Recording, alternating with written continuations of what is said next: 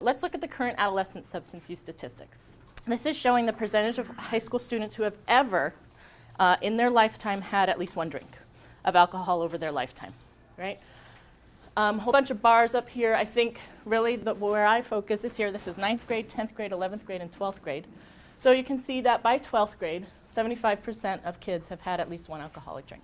This slide here is showing students who have had one alcoholic drink in the last 30 days before the survey, so who are currently drinking.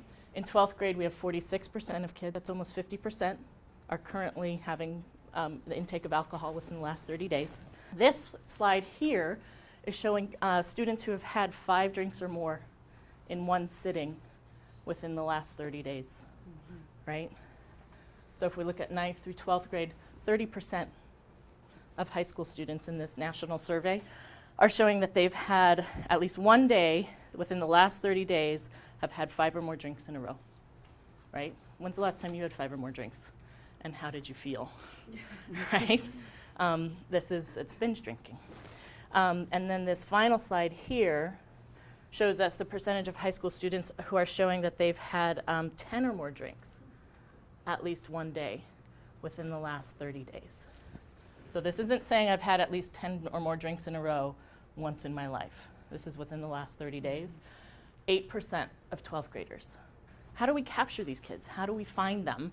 How do we engage in conversation with them about their choices about alcohol and other drug use? This slide here are showing us students who have had alcohol before their last sexual intercourse. So I've had a few drinks, I'm in high school, and then I have sex, right? And we know how that affects choices and decisions about safe sex practices, right? So, and this one is pretty consistent throughout the board, right? 9th through 12th grade, at least around 20 to 25%, 20 to 23% of kids in high school are drinking and then having sex, right?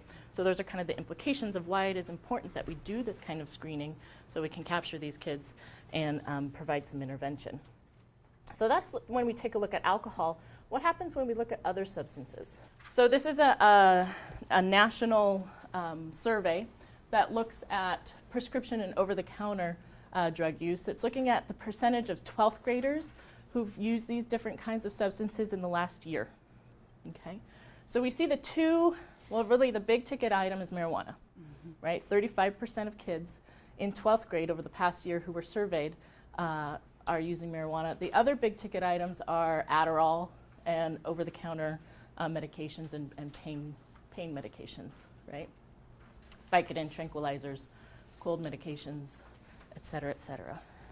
So if we say, okay, well, marijuana at 35% is one of the biggest other kinds of drugs that are being used in the high school population. Let's take a deeper dive into that. We see that, again, this is like looking at ever use, right? High school students, have I ever used marijuana? 9th through 12th grade, again, we're back at 50%, so kind of similar to the alcohol use of ever having tried marijuana in their lifetime. And then when we take the deeper dive, these are students who are currently smoking marijuana at least one day within the last month. So basically current use of marijuana, about 27% of 12th graders, right? So how many of these kids are walking through our health centers, right? Probably a lot of them, right? How often does it come up for you in your visits with them or in your conversations with them, right? Unless we're asking about it, not so much, right? This is showing kind of a global alcohol and other drug use over time, over the last 20 years. So we can see the good news is that alcohol use is trending down over the last 20 years, right? But there's still a lot more room to go, a lot more room for improvement on alcohol use. What we see for illicit drug use, it's really holding steady, if not trending up, right, over the past 20 years. So I think that's important to keep in mind as far as context when we're looking at screening kids for alcohol and other drug use and providing intervention.